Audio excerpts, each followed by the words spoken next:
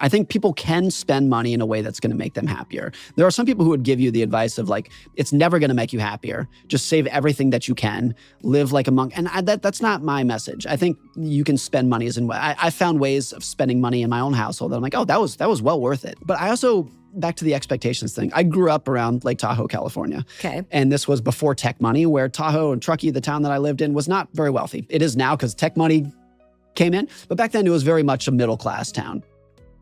And then I went to college in Los Angeles, and I couldn't believe making that shift from middle-class mountain town to Beverly Hills kind of area, what it did to my definition of rich. As I said earlier, it used to be that my definition of rich was a new pickup truck, a new F-150 that's a rich person. And I moved to LA, and it just exploded. No matter how successful you are, you pull up to a stoplight, and even if you're driving a Lamborghini, there's 17 others right there.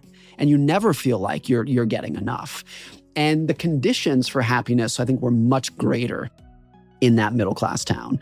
Now, I did a pretty good job in LA in my own mind of still keeping my expectations in check. I think a lot of that was fear. I always had a fear that I was never going to make it. And so I was saving as much as I could just out of a sense of fear.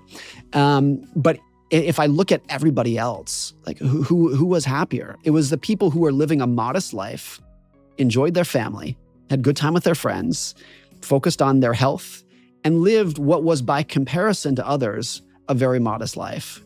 And so I think about that now, of like, what should your aspiration be? It's interesting with parents. If you ask parents, what do you want for your kids, particularly if their kids are young? Most parents will say, I just want them to be happy when they're older. And then if you say, well, do you want them to be rich and successful? The parents will probably say, well, yeah, that would probably be great, but I just want them to be happy.